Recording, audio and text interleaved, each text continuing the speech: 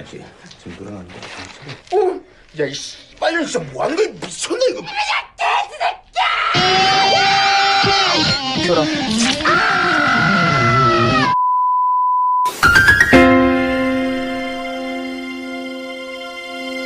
Halo para netizen yang budiman dimanapun kalian berada, bagaimana kabarnya? Kembali lagi dengan saya, Ucup, si manusia jadi-jadian yang selalu bahagia meskipun hati sedang terluka. Kali ini saya akan merangkum sebuah film yang berjudul The Uncle yang dirilis tahun 2018. Film ini menceritakan tentang seorang wanita muda berusia 19 tahun yang menderita kelumpuhan akibat trauma di masa lalunya. Ia berniat membalas dendam kematian ibunya di masa lalu. Tanpa banyak spoiler di awal, langsung saja miringkan HP dan otak Anda, lupakan mantan Anda, nyalakan YouTube mode gratis Anda, dan putar intronya.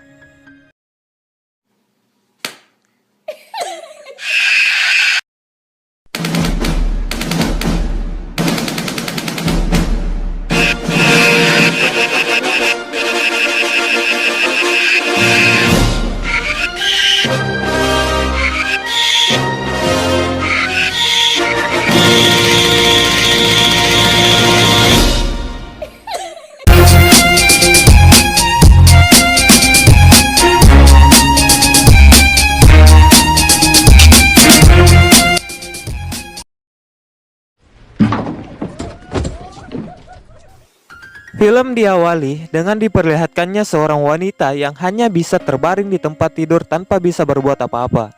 Namanya Ipse. Di sana, ia dirawat oleh seorang pekerja sosial bernama Jaeyong, yang ternyata tak seramah penampilannya. Ipse sering diperlakukan kasar, bahkan kadang ia tak diberi makan oleh perawatnya tersebut.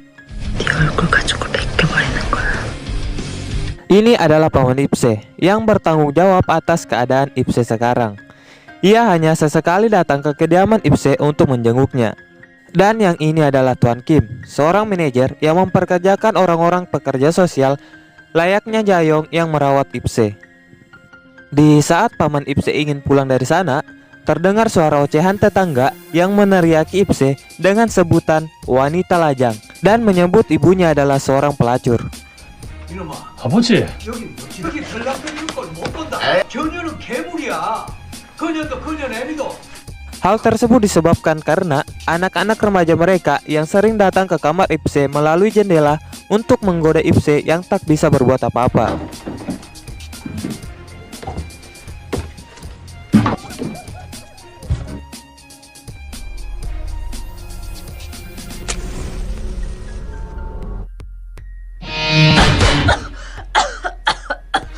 Singkat cerita, mantan pun tiba. Di suatu pagi, Ipse terkejut dengan adanya seorang laki-laki yang tidur bersamanya. Dan faktanya, ternyata laki-laki tersebut adalah paman Ipse yang baru saja keluar dari penjara atas tuduhan pembunuhan dan pemerkosaan. Paman Ipse yang ternyata tidak bisa berbicara ini datang ke tempat Ipse dengan tujuan untuk merawat Ipse. Awalnya, Ipse merasa tidak nyaman dengan keberadaan pamannya tersebut. Tetapi mau tidak mau ia harus mau untuk dirawat oleh pamannya tersebut.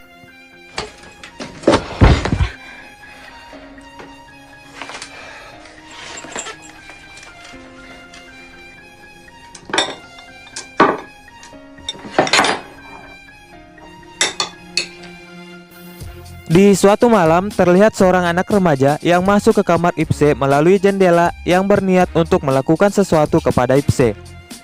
Paman Ipse yang berada di sana seketika menghajar anak remaja tersebut dengan sebuah gitar yang menyebabkan si anak remaja tersebut harus tewas di saat itu juga.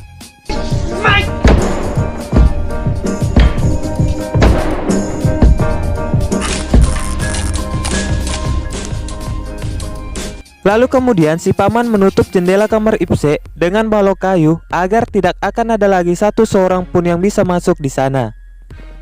Singkat cerita, di malam itu Ipse merasa terganggu dengan ulah si paman yang ternyata ia sedang asik menonton film dewasa dengan volume yang keras.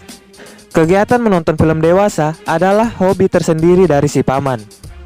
Karena merasa terganggu, Ipse pun mematikan tontonan si paman dengan susah payah. Hari-hari pun terus berganti.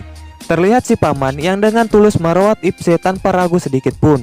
Mulai dari membuatkannya makanan, memandikannya, mencucikannya baju, membuatkannya kursi roda, hingga nonton film dewasa bersama. Hari demi hari pun dilalui Ipse dengan sedikit senyuman yang sekian lama baru ia rasakan dari seorang paman yang dengan tulus merawatnya. Hingga pada suatu hari, datanglah si paman satunya lagi di awal film tadi, yang bertanggung jawab atas keadaan Ipse. Di sana ada juga Jayong si perawat Ipse dan Tuan Kim manajernya. Mereka mendiskusikan tentang kelayakan keberadaan si paman Ipse di sana. Tuan Kim yang tidak suka dengan kehadiran si paman di sana, menyarankan si paman satunya lagi untuk mengusir si paman bisu dari sana. Tuan Kim juga mengatakan bahwa dengan adanya si paman bisu di sana, membuat Jayong yang adalah perawat Ipse merasa tidak nyaman dan ketakutan. Tuan Kim menyimpulkan bahwa si paman bisu yang adalah seorang narapidana dengan tuduhan pembunuhan dan pemerkosaan, apakah dapat dengan layak merawat Ipse? Tetapi si paman satunya mengatakan bahwa yang dapat menentukan keberadaan si paman bisu di sana hanyalah Ipse sendiri. Si paman bisu yang tidak bisa bicara dan tak bisa berbuat apa-apa, hanya bisa duduk tenang dan pasrah dengan apa yang terjadi. Di tengah perbincangan mereka, keluarlah kata dari mulut Ipse yang membuat si paman tetap berada di sana. 여기서 안 나가시면 가지 마. 가지 마. Singkat cerita, mantan pun tiba. Di suatu malam, terlihat seorang pria kacamata yang datang menghampiri si paman bisu di sana. Kedatangan si pria tersebut di sana hanya untuk menceritakan masa lalu kelam dari si paman yang baru saja lolos dari penjara atas tuduhan pembunuhan dan pemerkosaan. Di mana faktanya ternyata yang menjadi korban pembunuhan dan pemerkosaan dari si paman bisu tidak lain adalah ibu kandung Ipse yang ternyata istri saudaranya sendiri. 강간을 한 다음에 말이죠. 형수 목을 졸라 살해하셨던데. Keesokan harinya, si paman pun mengatakan yang sebenarnya kepada Ipse dengan bahasa tubuh bahwa ialah yang telah membunuh dan memperkosa ibu kandungnya sendiri. Mengetahui fakta tersebut, sontak membuat Ipse merasa sangat terpukul. Si paman pun memutuskan untuk pergi dari sana.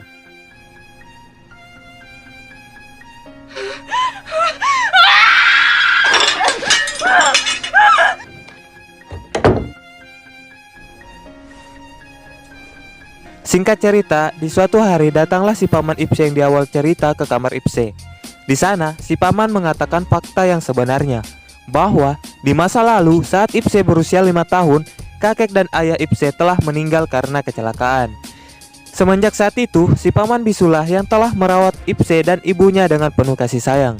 Diceritakan di masa lalu, tidak ada seorang pun yang tidak tergila-gila pada ibu Ipse. Semua orang berlomba-lomba untuk memiliki ibunya tersebut. Hingga beredar sebuah rumor bahwa si paman bisu telah mencintai ibunya. Bersamaan dengan rumor tersebut, si paman bisu pun memutuskan untuk pergi dari sana, meninggalkan Ipse dan ibunya. Setelah si paman bisu menghilang, semua orang di sana yang merasa telah kehilangan kesempatan untuk memiliki ibu kandung Ipse karena menganggap si paman bisu telah menikahinya, akhirnya menyebarluaskan rumor bahwa si paman bisu telah melarikan diri, sehingga membuat si paman bisu masuk penjara. Dan faktanya, yang menyebarluaskan rumor tersebut adalah si paman Ipse yang ini, yang ternyata juga mencintai ibu Ipse. Karena ibu Ipse telah meninggal dunia, si paman pun mengungkapkan rasa cintanya kepada Ipse dan berniat untuk melakukan adegan senam ranjang dengannya. Di saat si paman telah membuka celananya, tiba-tiba datanglah si paman bisu di sana, dan terjadilah pertarungan smackdown di antara mereka. 현주아니? 이 나약한 새끼 변한 게 하나도 없구나.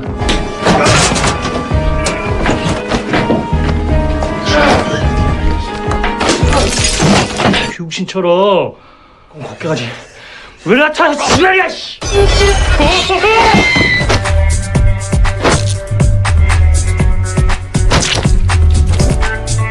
Dan akhirnya, si paman otak mesum pun harus tewas di tangan si paman bisu di saat itu juga.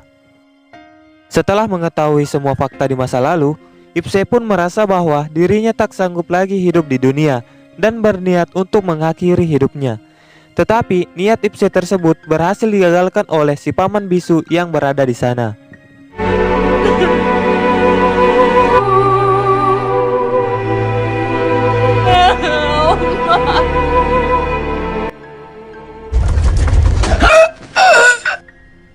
Hingga pada akhirnya Ipse yang merubah tampilan warna rambutnya memiliki sebuah rencana agar dirinya bisa melupakan trauma di masa lalu dan membuat dirinya hidup sedikit lebih berguna tanpa hanya berbaring diam tanpa kata di tempat tidurnya saja.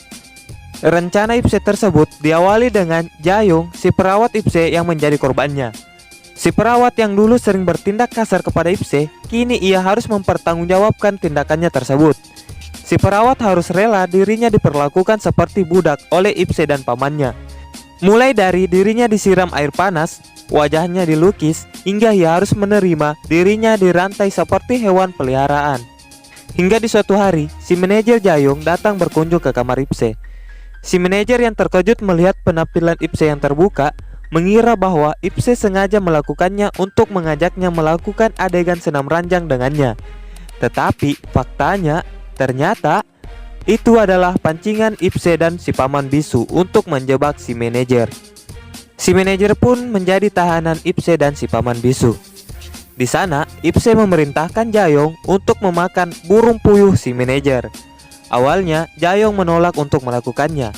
Tetapi, si paman bisu mengancam akan memanen kebun jagung miliknya jika ia tidak menuruti perintah Ipse. Karena tidak tahan dengan ancaman si paman bisu, Jayong pun melakukan apa yang diperintahkan Ipse untuk memakan burung puyuh si manajer tersebut.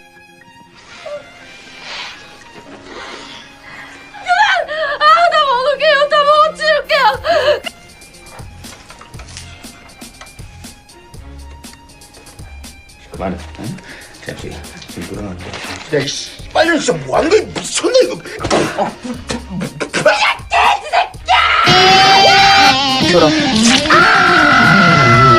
Dan akhirnya, burung puyuh si manajer kini dapat bebas terbang di udara bersamaan dengan tewasnya si manajer tersebut. Rencana balas dendam Ipse pun terus berlanjut.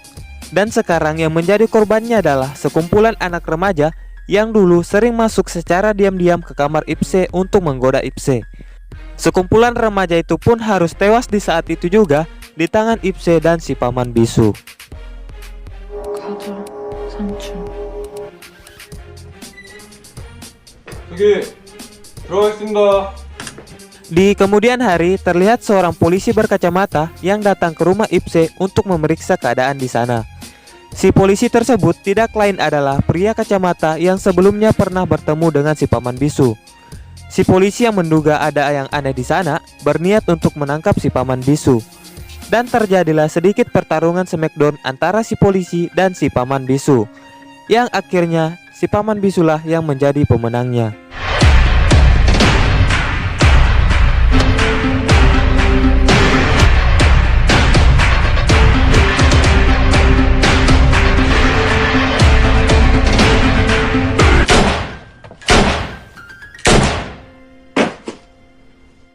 Bersamaan dengan hal itu, kemudian film akan tertuju di masa lalu, bahwa faktanya saat di masa lalu setelah kakek dan ayah Ipse meninggal, semua laki-laki di lingkungan tersebut berlomba-lomba untuk memiliki dan menikmati tubuh ibu Ipse. Semua laki-laki di sana memanfaatkan status janda ibu Ipse untuk memperkosanya secara beramai-ramai. Si paman bisu yang dulu menggantikan tugas ayah Ipse untuk menjaga dan merawat Ipse dan ibunya, dengan terpaksa harus membunuh ibu Ipse karena tidak sanggup lagi melihat penderitaan ibu Ipse karena dijadikan sebagai bahan pemuas nafsu semua laki-laki di lingkungan tersebut. Karena hal itu, si paman bisu harus mendapat tusukan di bagian tenggorokannya dari sekumpulan laki-laki yang mencoba memperkosa ibu Ipse. Hal itulah yang menyebabkan si paman bisu tidak bisa berbicara sampai sekarang. Dan sal yang selalu ia gunakan bertujuan untuk menutupi luka di bagian tenggorokannya. Si paman bisu pun memutuskan untuk mengakhiri penderitaannya dengan menusuk lehernya sendiri dengan sebuah pisau di tangannya.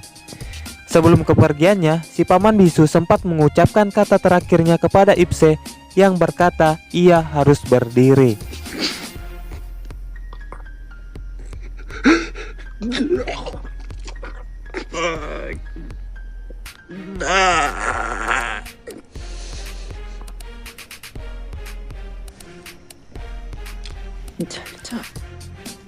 Si paman bisu pun tewas di tangannya sendiri. Film pun ditutup dengan diperlihatkannya Ipse yang sekarang sudah bisa berdiri dan akhirnya ia dapat menghirup udara segar di luaran sana. Film pun tamat.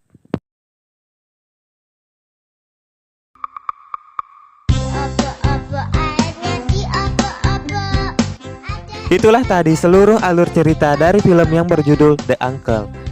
Pesan yang bisa kita ambil dari film ini adalah, jika kalian anggap diri kalian tidak berguna, setidaknya jangan melakukan tindakan yang dapat merugikan orang lain. Kembangkan bakat yang kalian punya, walaupun dalam bentuk hal kecil. Karena hal sekecil apapun itu, jika dilakukan dengan usaha yang keras, akan menghasilkan sesuatu yang besar. Dan video kali ini sampai di sini saja. Jika ada kesalahan pengucapan kata, karakter, dan sebagainya, mohon dimaafkan. Karena saya hanyalah manusia biasa yang tidak luput dari kesalahan. Jika kalian suka dengan video ini, jangan lupa tinggalkan subscribe, like, share, and comment supaya saya lebih semangat buat konten alur cerita film. Sampai jumpa di video selanjutnya. Bye bye netizen.